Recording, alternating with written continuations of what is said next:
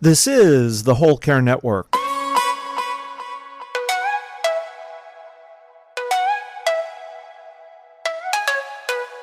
Helping you tell your story one podcast at a time.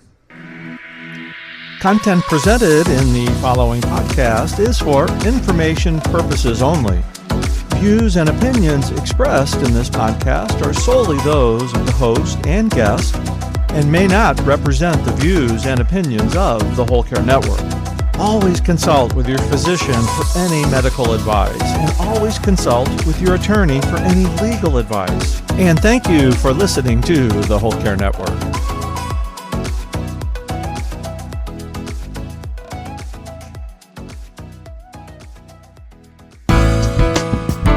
The real power in having some of these conversations about your own death is the ability to identify any relationships that you need to reconcile. And whether they be people who have passed on or whether they're here, present, there is a way of really clearing the air and gaining peace from those, whether you can reconcile them in 3 dimensions in real life or whether you're reconciling them just in your heart. This is the Heart of Hospice podcast with Helen Bauer. My guest today is Sarah Cavanaugh, host of a Peaceful Exit podcast, and we're talking about death. Whether you were a family caregiver or an end-of-life professional, the Heart of Hospice is here to enhance your hospice experience by connecting you with information you can use about end-of-life care.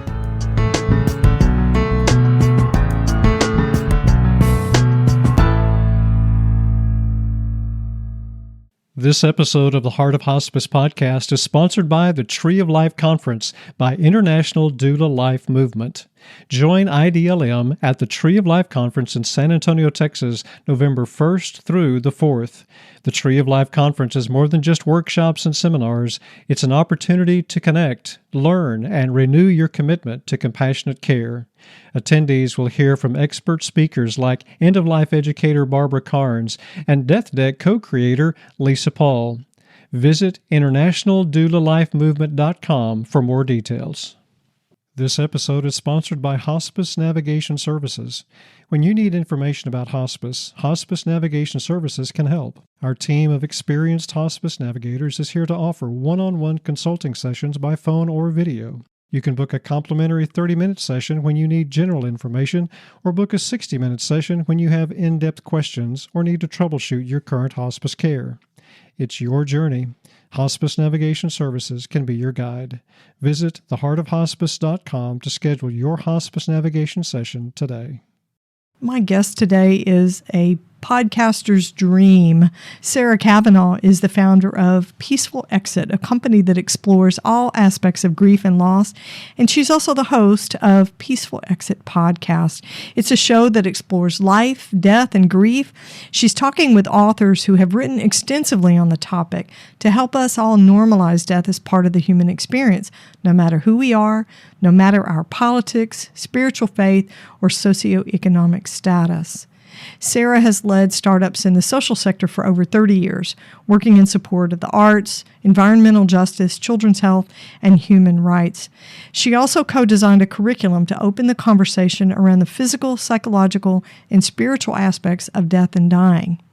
Peaceful Exit also explores how to radically accept our eventual demise, how to talk about it, and even plan for it.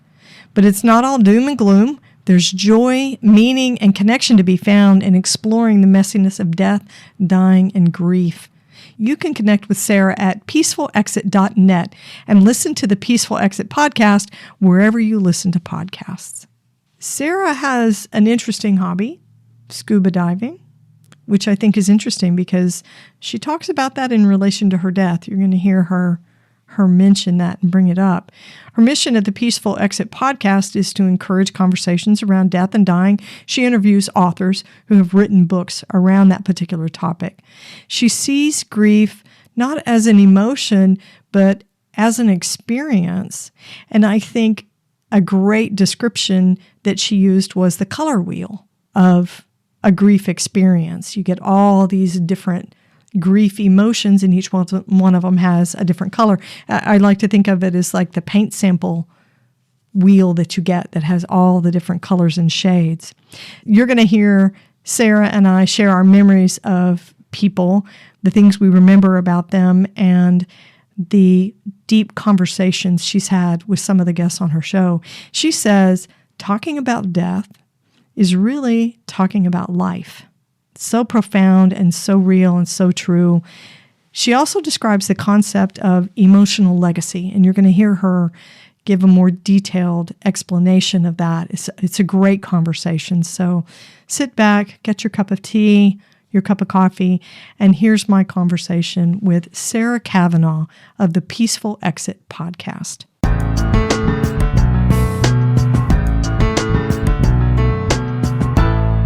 Sarah, welcome to the Heart of Hospice podcast. It's so great to have you on the show.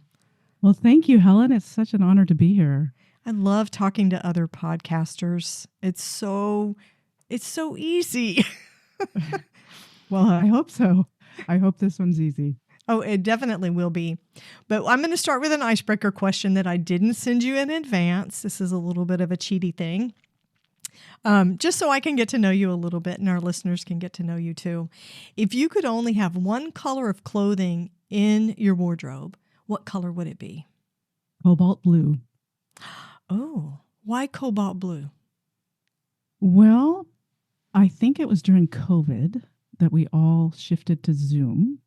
And Zoom, I have to thank whoever invented this video technology, because I think when we were all locked down, the ability to check in with people and see their faces and their expressions, especially my dear friends across the country, I discovered blue was a great color on Zoom, and I discovered that I had always loved bright colors, and particularly cobalt. And if you can't see my computer screen right now, but it's that color, the entire screen. There's no photograph there. And if I click off of my visual here, generally, not on this laptop, but on other computers, I have a blue sea image with a large jellyfish. That's my headshot. Oh, I like it. I like it. Blue is my favorite color too, as you can see. I have a navy blue wall right behind me. It's a power color. It definitely is, but it also says trust and I'm an expert and it's friendly. At least that's the way I feel about blue. That's the vibe I get from it. I'm also a scuba diver, so I love blue. Oh, that's totally appropriate then. It's very, very much speaks for your person, your personality. I like that. Well, we're talking about the fun stuff and some of the superficial stuff. We're getting ready to dive into it now. No scuba diving, pun intended, but that was really good, right? That was great. Thank you. Keep them coming. That's probably the only one I've got. You are in a different kind of business, educating people about death and the conversations surrounding it. How in the world did you get started in a business like that? Well, I think this conversation chose me. I think throughout my career, I've been looking for a conversation that crosses difference. And there's one thing that we all share, and that is our mortality. And I love people's stories, and I'm super curious. And I remember when a friend leaned over, she was about 82 at the time, and she leaned over to me and said, "I still working full time, and I don't have a plan. I don't know what I'm going to do. I'm 82. What am I going to do for the end of my life?" And I just said, "Well, let's figure it out." And in the process of figuring that out with 7 incredible women who we all just kind of dug into what are the beautiful questions that we need to ask ourselves about the end of our lives, I started to realize that I was sort of born for this. My mother died about 21 years ago, and she didn't really get anything she wanted at the end of her life. She loved her garden. She loved her grandchildren. She ended up in a phase 1 trial. She was scooped up in the cancer sort of treatment machine. And what I was really struck by is that we never had a conversation about her dying. And we never had a conversation about what she wanted in her last weeks, because it was a stage 4 diagnosis. And her death was imminent, and yet we were all in denial and none of us talked about it. And then further back, I went to my birth, which I was actually born because my brother died and they wanted 4 children. And so they had another baby. They had me. And so the family was grieving when I was born, and we never talked about it. I didn't even know I had a brother until I was 10 years old. And Wow. then my oldest brother, we were at I think my grandfather's funeral, and he said, let's go visit Matthew's grave. And I said, who's Matthew? And it turns out that there was a baby before me that had died, and that my family had just moved on and moved forward and hadn't really processed that grief. And so I realized that this is the conversation that I was born to have. And we all live in the conversations we have about our lives. And I believe that this might be one of the most important conversations that you are having, and you're doing such a beautiful job in your podcast, having these conversations and giving people real, tangible information that, the broader culture, we just want to stay young forever and avoid death at all costs, Right. So I started Peaceful Exit to help people to have these really important conversations and normalize this conversation about death. Wow. Well, thank you for the kind words about the work that I'm doing. And I love the meaning that you're making from your personal experiences. So with your awareness as a kid that there was a family member that had died, a child that had died, did you have any awareness as a younger person growing up that those conversations were important? No, I really didn't. I think that I was raised in sort of this culture of affirmations. You think positive, you can change your thoughts, you can change your life. Right. Which is not a bad thing at all. Although I think it sort of subdues some of these harder emotions, and those were not as welcome in the conversation. So there wasn't a full range. If you look at the color wheel of emotion, we had a very small slice of the pie growing up. And I think it's interesting because it's just occurring to me that I think a lot of this next generation that's involved in social media and sort of presenting this really positive life, positive, happy face when there might be a lot going on actually in their lives that's not being represented. It feels a little bit like that. This is way before computers and social media, but there's a certain reputation to uphold. And now that we have social media, again, there's this, tendency to put out what's really positive, or, make sure your hair's done or whatever. I don't know. Right. As I said before, not sophisticated on social media. But it's sort of the same thing, like, preserve the reputation of a life that, from the outside should be a very, very, very happy childhood, right? Yeah. And I was not aware. I was not aware as a child at the impact of holding back. And when you hold back one emotion, all emotions are muted. You can't just select one of them. When you think about the face, right? Because we put the face on, the social media face. Yes, It's the Christmas letter face. And Yes. the Christmas letter doesn't say, well, this year was really big for us. So-and-so went to college. Our other kid got engaged. And my mom and I started having these awesome conversations about the end of her life. That doesn't go on to the Christmas letter. Oh, I think it might go on to my Christmas letter. Yes, absolutely. And maybe yours too. Maybe so. So maybe my Christmas letter would look like that. That's pretty funny. But most people don't say that. And they definitely don't say, well, this year we continued to grieve the loss of our kid, or, my mom's death still haunts me. That's not the face we put forward. Well, maybe you and I can start a new tradition. And I think we are with these conversations that we're having. And I do see an uptick. And it's probably because I'm connected with people who are speaking in the death positive world. But there's an uptick in talking about grief. And I think the pandemic was a catalyst for that. because, I agree. we were grieving so many different things that didn't have anything to do with death, but loss of community because we couldn't gather, loss of ritual, loss of traditions, because no holidays, no funeral gatherings, things like that. A change of our identities, the sense of safety that we had inside our own country and in our own community groups where people were so divided about how we were handling things. And so I think grief became a global conversation for sure, but definitely elevated in the United States.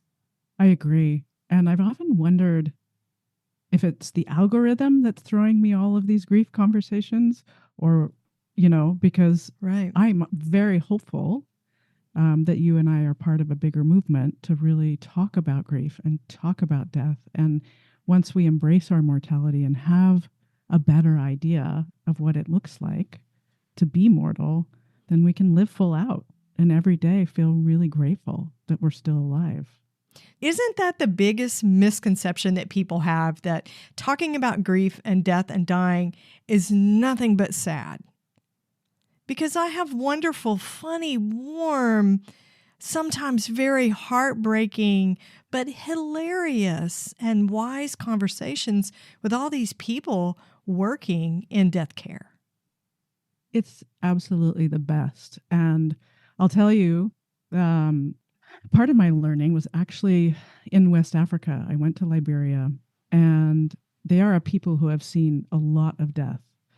And they are the most joyful people. I met a woman named Grace who came up to me, and she was lit from inside. I have never seen anyone full of so much joy. And she had been severely mistreated.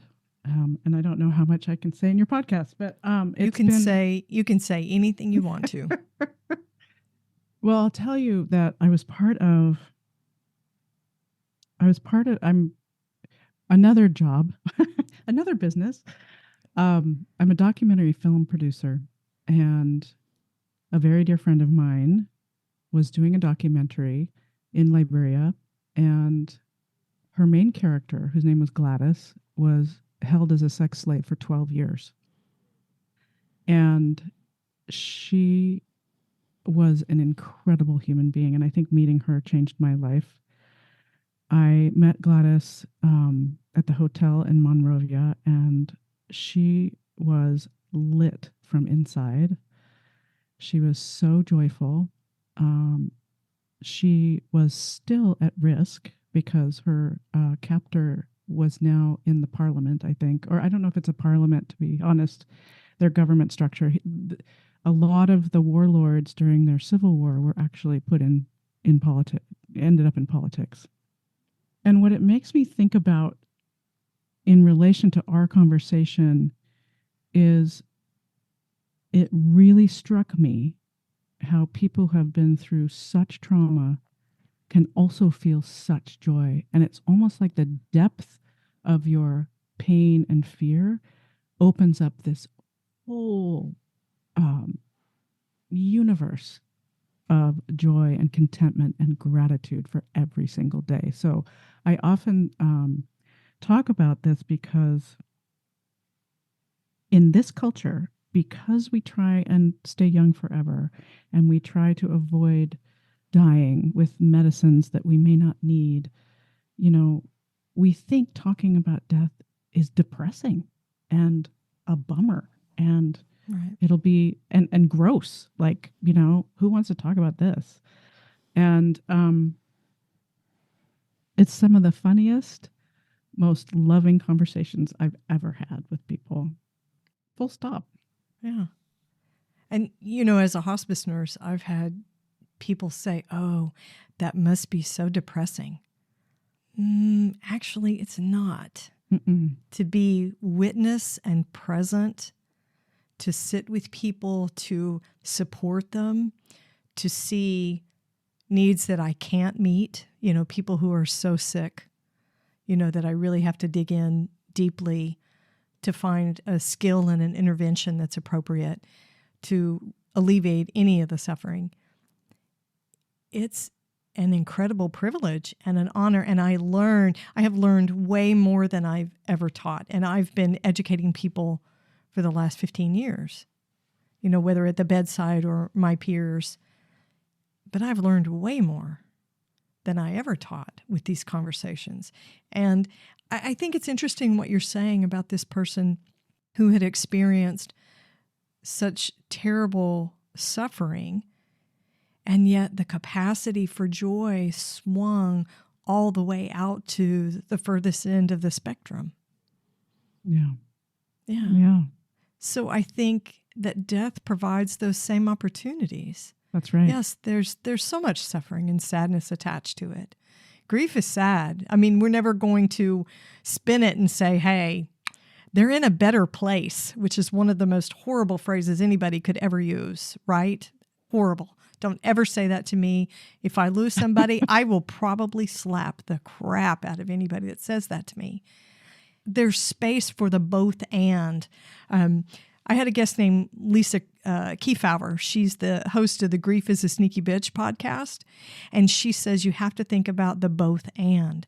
There is space for joy and sadness in a grief event. Yeah. Well, I don't think of grief as an emotion.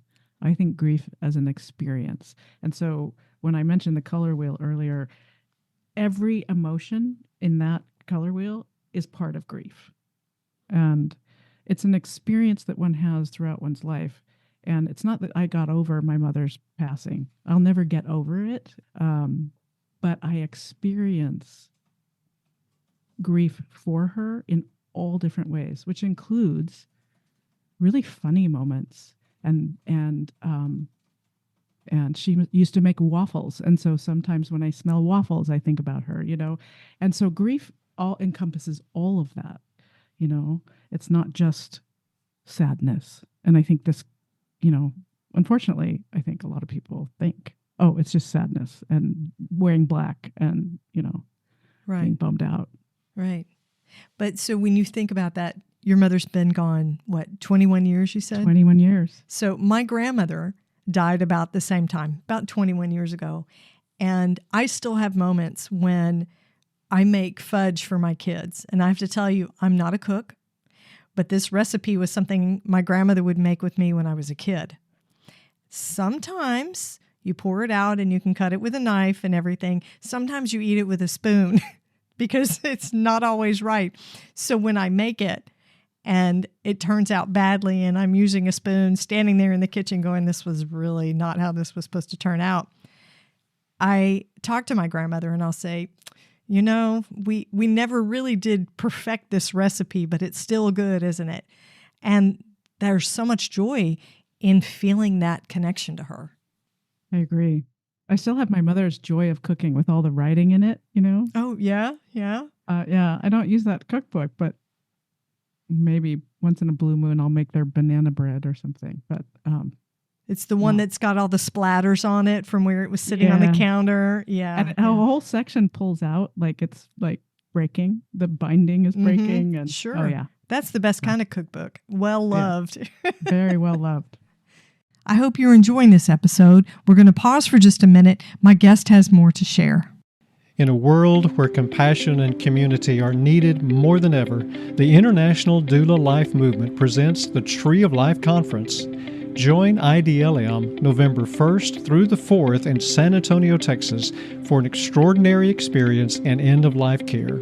The Tree of Life Conference is not just an event, it's a movement towards making a positive impact. Attendees will hear from expert speakers including award-winning end-of-life educator Barbara Carnes, Lisa Paul of The Death Deck, Brenda Kazire and Nancy Hireman of Odonata Care, and end-of-life advocate Helen Bauer, host of the Heart of Hospice podcast. The Tree of Life Conference is more than just workshops and seminars. It's an opportunity to connect, learn, and renew your commitment to compassionate care. This event is made possible by the team at International Doula Life Movement, who believes in the power of empathy, education, and making a difference in the world. Don't miss out on this transformative experience. Join IDLM at the Tree of Life Conference in San Antonio, Texas from November 1st through the 4th. Visit internationaldoulalifemovement.com for more details and secure your spot today. On your podcast, on the Peaceful Exit podcast, what kind of topics do you like to focus on? Well, that's a great question. I began these conversations with writers. It blends my love of language and authors and artists, and I wanted to share their words with the world because I believe they're in a unique place in their grief because they have really thought deeply about what happened and sort of the ripple effect of what happened. They're articulating grief in a way that I think is instructive for all of us. It enlightens us. Grief never goes away, and we can learn to live with it. But what does that look like? How do you articulate something that's inexpressible? And I say in the opening of my podcast, writers are our translators, and I believe that to be true. I talk to authors about living well, like Dr. Keltner, who wrote the book Awe, and Everyday Awe, and how that got him through the loss of his brother. I talk about gratitude. Christy Nelson used to run the Network for Grateful Living. Revolutionary Love with Valerie Kaur, and how the brain works. Even like Dr. Jill Bolte Taylor talks about how that your brain functions and how grief lives in your amygdala. And she lost her mother, which was a very compelling conversation. Every one of us has loss, and every one of us.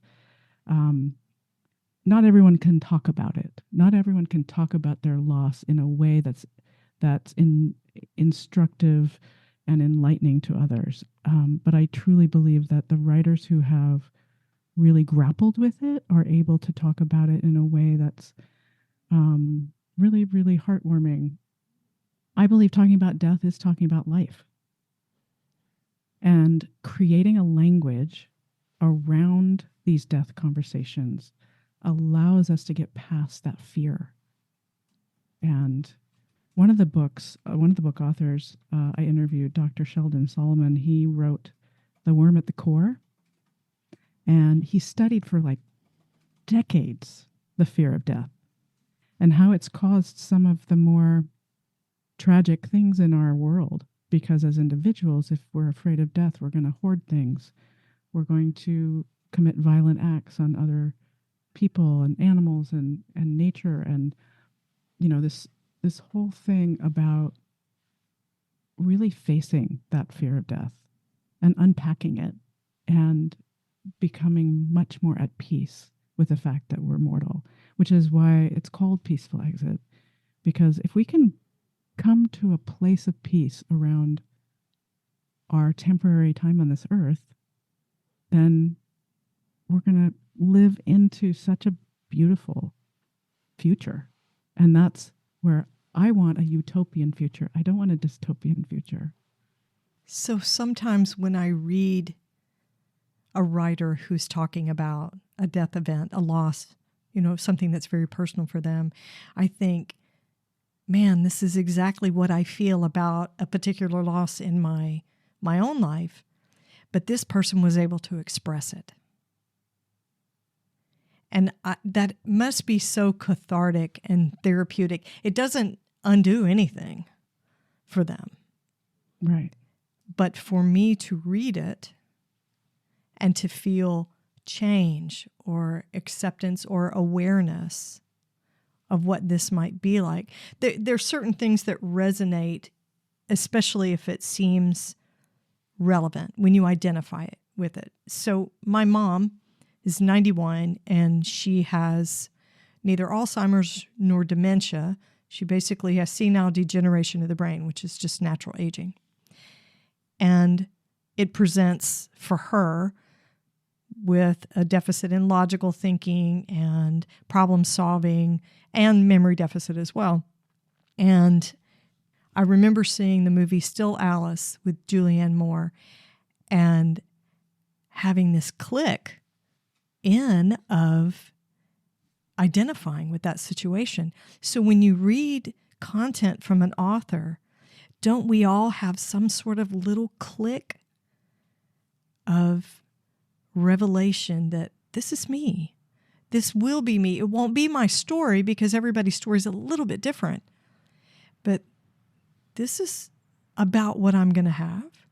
This is a relevant event. I identify with that. Absolutely. And I also think an author can serve as an expanded story. So if you listen to my conversation with Rebecca Wolf, for example, Rebecca Wolf wrote a book called All of This. And she and her husband were estranged. They were about to get a divorce. And her husband was diagnosed with stage 4 cancer. So she stuck around to care for him at the end of his life. But the way she embraced death she has 4 children. With her children, they buried him. They danced to Prince on the grave.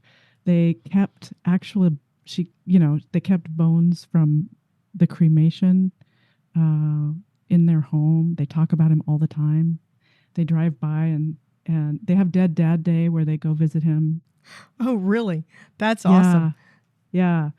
So it serves as a beautiful example of someone who's wide open about death so that we can not feel quite so shy about stepping into even a little bit. You know what I mean? So if you're completely shut down in this conversation and you hear a story like that, and you're like, oh man, I could never do that. I could, but I could do this. I could do this small thing. I could have this conversation with my kid, for example. Yeah. Maybe I don't want to do all of that. That's I not don't me. want to do all of that. That's not me. So it's almost like, yes, I agree with you. It's also like I can recognize myself in a book, and I can also not recognize myself, but differentiate by having a different conversation. Right. Because the story you write for yourself is going to be different. It's unique. So I find when I talk to authors on the show, or when I read books about people that have had unique, what I would consider unique, right? Everybody's story is its own unicorn. I learned so much, and I think it opens up even my perceptions about death conversations and how people approach end-of-life care. So, for instance, I had a guest on, Robert Party, who is this amazing guy. His wife, who was a physician, oddly enough, was diagnosed with an advanced cancer, and they chose to handle her care very differently. She didn't want to know anything. She wanted him to make all the decisions. And at first glance, as a female, I was like, well, what in the hell is she doing? She didn't want to know anything, and she wanted him to just manage, turn it over. My feminism, Gloria Steinem's head is spinning around. How could she do that? And by the time he finished talking about the story, the only impression I had, the wisdom I had was, man, she handled this just the way she wanted. She did it her style, no compromise. They fired a doctor who tried to push in with information during an appointment. And she's like, no, we're done. If he can't follow what I want, my rules about how this care is going to go, then we're just going to use someone else. And I remember thinking, that's crazy, until I realized it wasn't. It was incredible. And she did it her way. I love that. That's exactly why I want to have these conversations and coach people individually. Like, what do you want? What do you want at the end of your life? And I think that's really important for women, especially. They often outlive their partners if their partner is male, and just are, you can just look in our assisted living homes and predominantly female. True. And it's really important to have these conversations. And I think we need to be really good at listening to other people's conversation when they want to have it. There's so many folks in the baby boomer group that are choosing to age by themselves. We call them solo agers. It's a label I don't like using, but I think it communicates, right? We have folks that are living out the end of their lives either by choice or just by circumstance according to their family relationships. So when we are asked to be the memory keepers and the information keepers and the listeners for these end-of-life conversations. We need to listen. Not an easy thing to do. Yeah, I agree. And I'd also just offer my friend Anne's, who's now 78, her term is wise-ager. Wise-ager? Mm-hmm. Yeah. That sounds a little bit like wise ass That's in all a right. way. She would love that you said that, actually. Yes. And I am one of those people. I'm a smart mouth. That's what kind of made me think about it, because my mother was constantly telling me I was a smart aleck. So what exactly does that term mean? She feels a little bit like returning to the sort of creative, generative, amazing time of being a teenager, but with a lot more wisdom and years under her belt.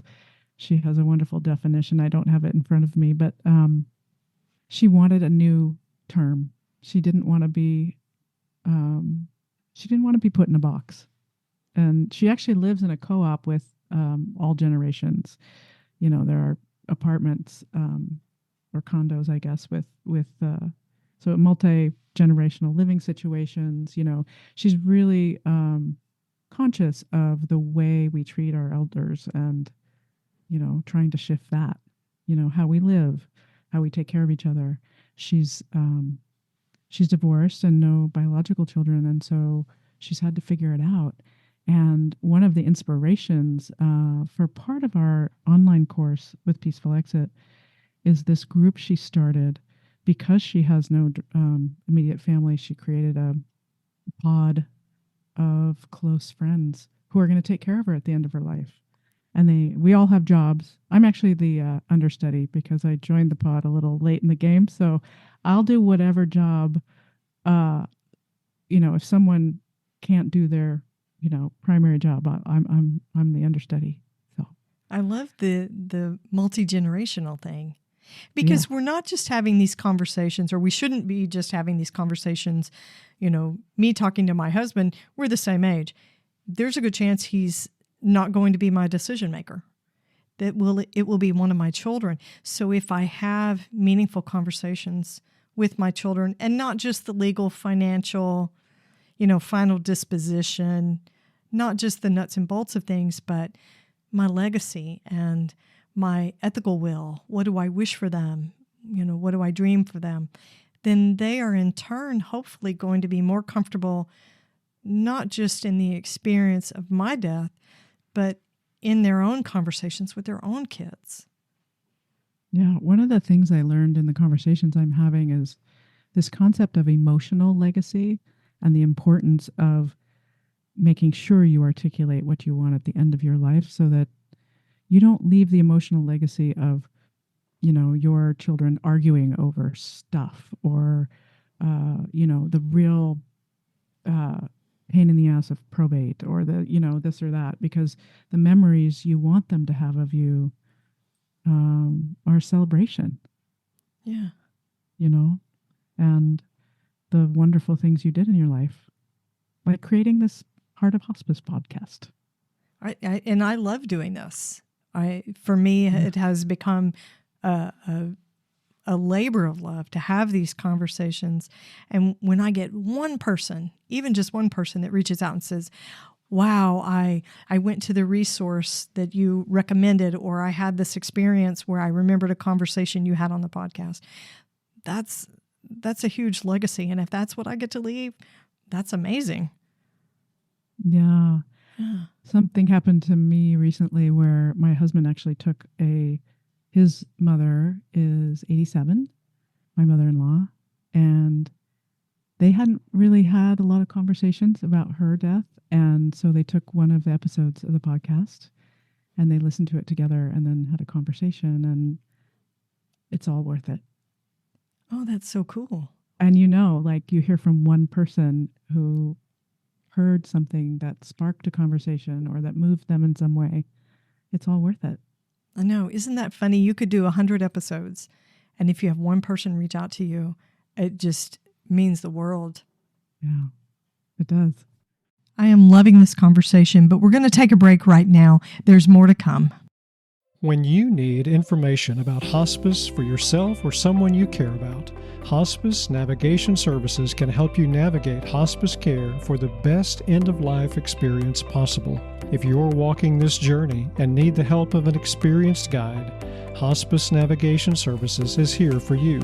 We understand the importance of having a guide who can provide personalized, unbiased support. Our team of experienced hospice navigators is here to offer one-on-one consulting sessions by phone or video. Whether you need information about how to start hospice services or guidance for your current services, we're here to listen and provide compassionate support every step of the way. You can book a 30-minute free navigation session with an experienced hospice navigator when you need general information to start your hospice experience. Book a 60-minute hospice navigation session when you have in-depth questions about hospice or need to troubleshoot your current hospice care. You deserve compassionate support and guidance for your end-of-life care. It's your journey. Hospice Navigation Services can be your guide. Visit theheartofhospice.com to schedule your hospice navigation session today. Sarah, tell me about a guest you've had on the show that told you a story that moved you deeply. Well, given our conversation, I'm sure you understand this too. Every author moves me in some way. Every conversation moves me in some way. If the book was published 30 years ago or yesterday, I think, what I find you to be is a very present podcaster. And when you're present in the conversation, you can't help but be moved by these stories, right? There's so many gifted caregivers. One of the more recent releases was Lynn Twist about death and money, but she shares toward the end of the conversation about a couple who decided to die together, and they arranged the timing. They saved up some medications over a year or so. They had the date. Oh, wow. They knew what they were doing. They had a beautiful meal with their family beforehand. It was really moving. I had someone call me right after it was released, and they listened to it and were in tears because it's a beautiful story. Adam Robarts talks about his family caring for their son who died at age 19, and how this was during COVID. And so they had to learn how to nurse their son in isolation because no one would come, and how they learned how to take care of him at the end of his life. Really beautiful. Another one was Anita Sanchez, who she talks about her father. She lost her father when she was young, but he was also her abuser. So there's this dialectic between loving and losing your father, but also a relief in losing the person that was mistreating you. And she talks about the indigenous wisdom of forgiving the unforgivable. And I think that's one thing you and I haven't talked about, is the real power in having some of these conversations about your own death is the ability to identify any relationships that you need to reconcile. And whether they be people who have passed on or whether they're here present, there is a way of really clearing the air and gaining peace from those, whether you can reconcile them in 3 dimensions in real life, or whether you're reconciling them just in your heart. And that piece of this is the deeper conversation that we're having in Peaceful Exit, when we get together, these small cohorts, and talk about how do we die without leaving behind things unsaid. So we're talking about death, but we're talking about our lives and what relationships might need some clearing, if you will. And I think so many of my guests have really moved me, and I'm sure you know this too. You just learn a ton from talking to people and how they approach their own mortality and how they approach grief, and a wide range from, dancing on a grave to, in my case, not talking about it at all. Right. It's like mom dies on Friday, which was May 10th. Mother's Day was Sunday. We spread our ashes on Mother's Day. I went into labor with our third child, had the baby, and life went on. Oh, wow. And it's there. It's amazing that you can talk to all of these people doing this work for so long, being an educator and a teacher, doing the podcasting, and yet you can still be touched and moved by the stories. There's an incredible well of space for the beauty and the depth of these stories. Maybe that's the key to longevity and the fact that we don't find this work in these conversations depressing.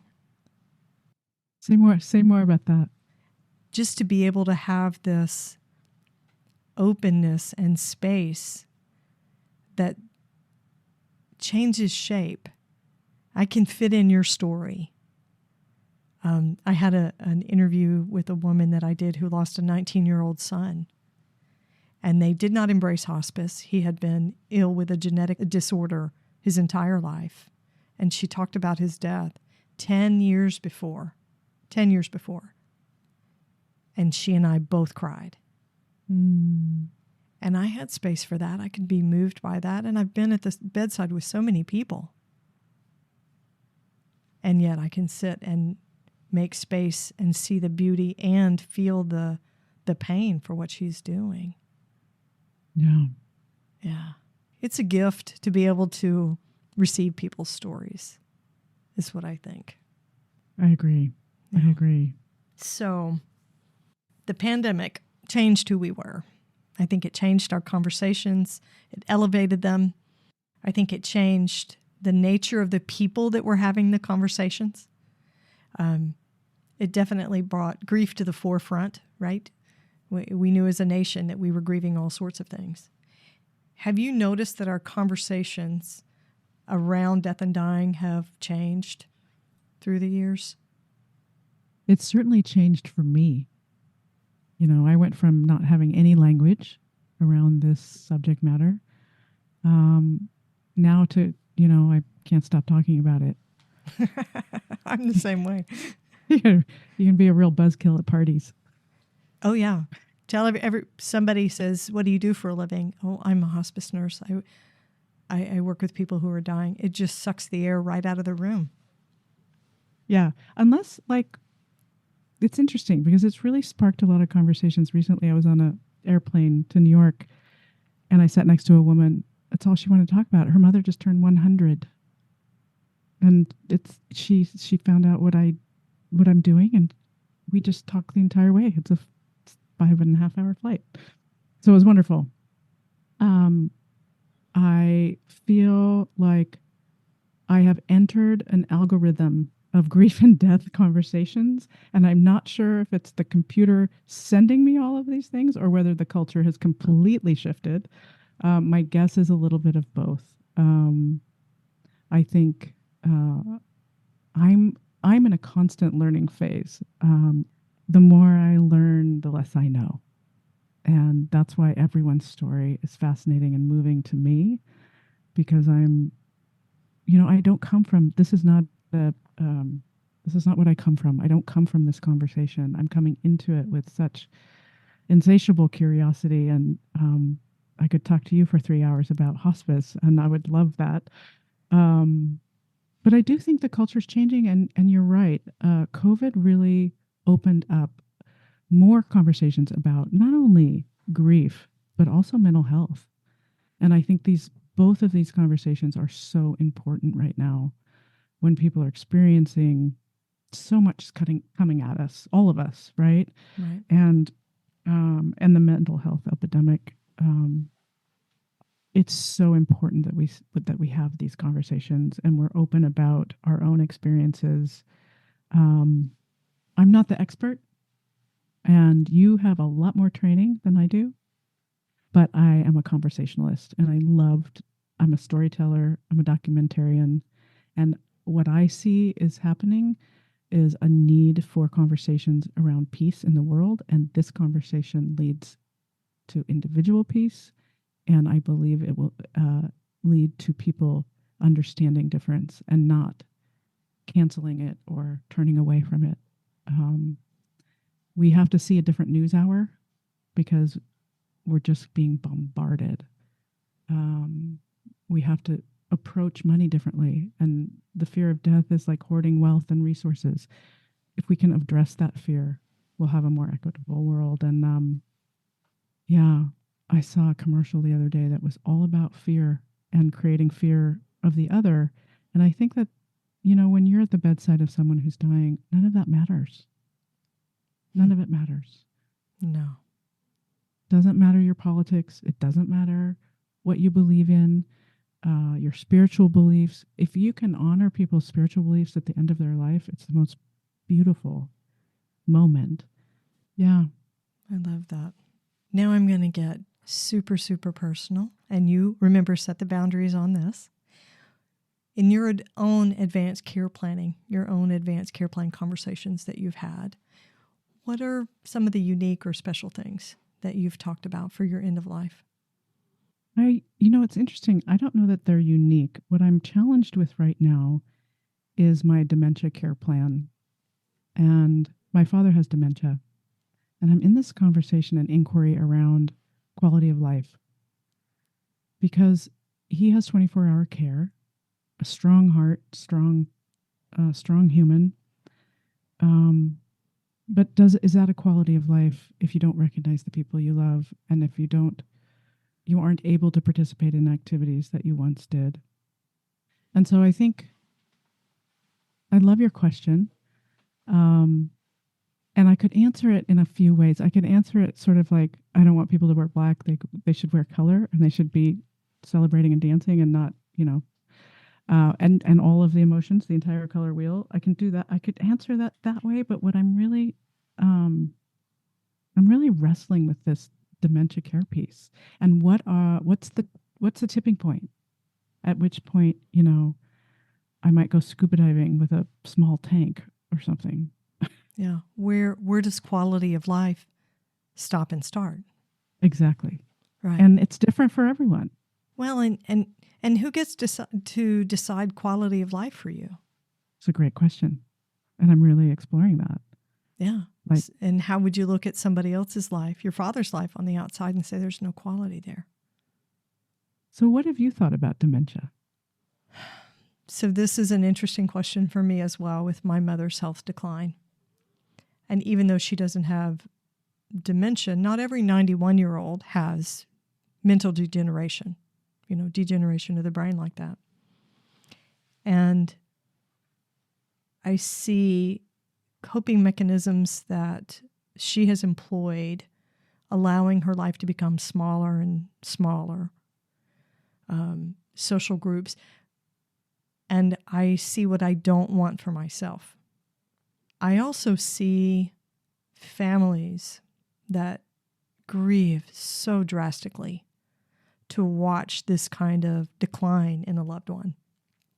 And more than anything, I think in my advanced care planning, I want whatever is going to be comfortable and safe and comforting for my kids.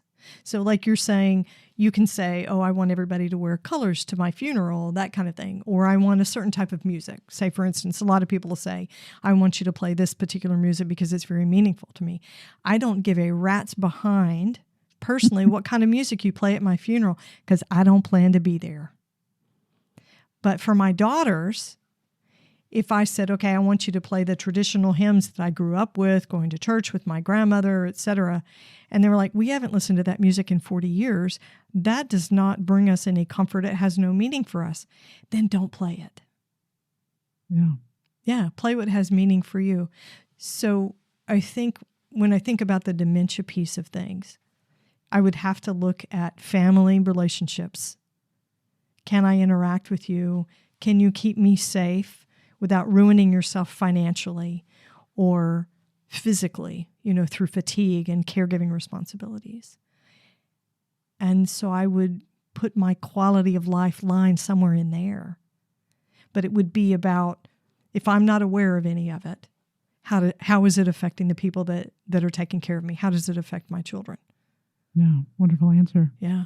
But a very complicated one. And I think it is very complicated. Yeah, hard to define.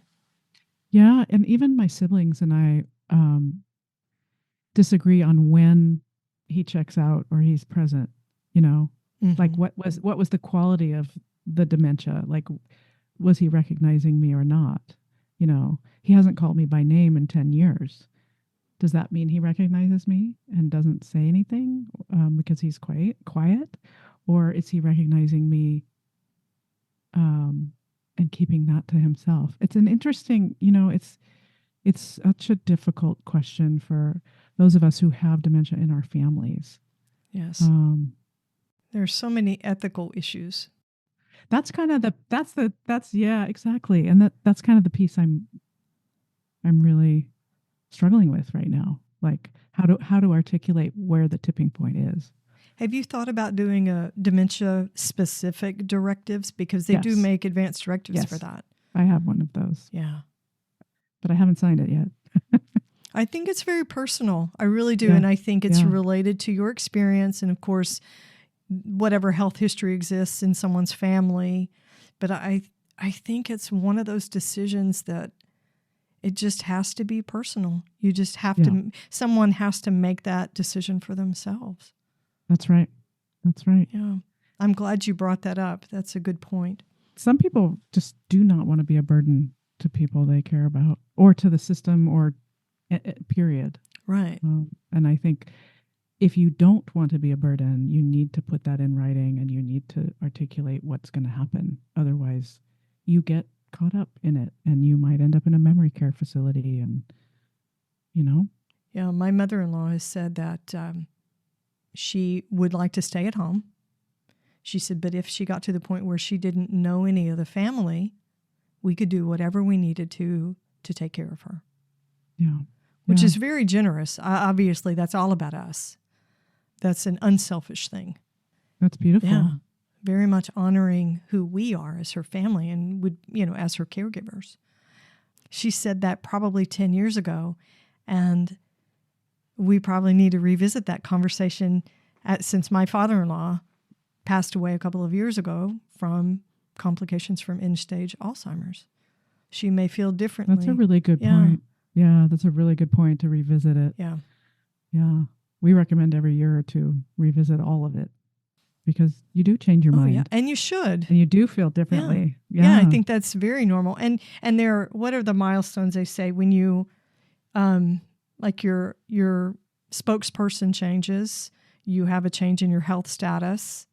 I would recommend if you have a change in where you live or if you have a change in your insurance, because all of those things matter, or if you have a change in your medical provider.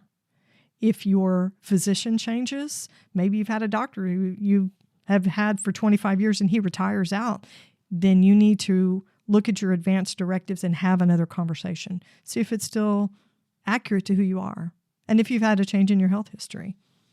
Yeah. And I'd say if you listen to the Heart of Hospice podcast and you learn something new, go back to your paperwork. I like that. Or if you've listened to Peaceful Exit and she's talked about a dementia-specific directive, then maybe decide if that's something that you feel is applicable to your life and you should have that conversation with your family. Lots to learn. You're inspiring me. I'm going to go to my siblings and see what they're going to do. Oh, my gosh. I have 2 siblings, and we are the caregiving unit for my mom. And we have a lot of conversations about my mom, a lot. My mom is sort of the center of everything these days. But we do not have conversations about our stuff. There's an opening there. There is. Yeah. My dad's 91, so we're having lots of conversations about him. And my husband's family is having lots of conversations about my mother-in-law. Those are the 2 left in our world. We just moved my mother-in-law out of a home she lived in for 53 years. Oh, wow. So that's a whole nother conversation. Oh, I'm telling you, that's a whole nother interview because that is a major, That's a major major deal. And two of her caregivers actually stole from her, which was really heartbreaking. Right before she moved out of her home, she's in a wheelchair and she's very vulnerable. So that was tragic. We should do another show about that. Yeah, We should. yeah. Okay, Sarah Cavanaugh, you're awesome. How can my listeners connect with you, find the podcast, and find out about the courses that you have? You can find the Peaceful Exit podcast anywhere you listen to podcasts, and transcripts are on my website at peacefulexit.net. And I'd love to connect with you on social media. I'm at A Peaceful Exit. There's a little A in front of the Peaceful Exit. Mostly on LinkedIn and Instagram. And love to have followers on those platforms because, as I said early in this interview, my social media is limited, but enthusiastic. Perfect. And I will have links in the show notes to all of your socials and to your website. Sarah, thank you so much for such a wonderful, wonderful conversation. Thank you so much. And I really hope we get to meet in 3 dimensions someday. I would love that. Be sure to catch the next episode of the Heart of Hospice podcast. You can find more episodes on theheartofhospice.com. And don't forget to follow us on your favorite podcast platform. You can connect with the Heart of Hospice on Facebook and Instagram and send your questions or comments by email to helen@theheartofhospice.com. And remember, no matter who you are or where you are in your hospice journey, you are the heart of hospice.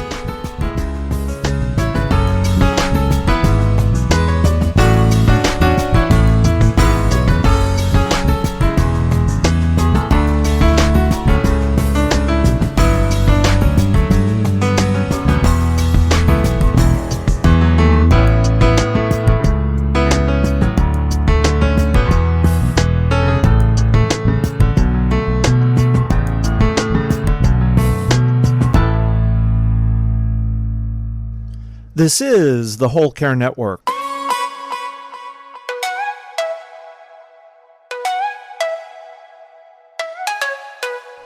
Helping you tell your story one podcast at a time.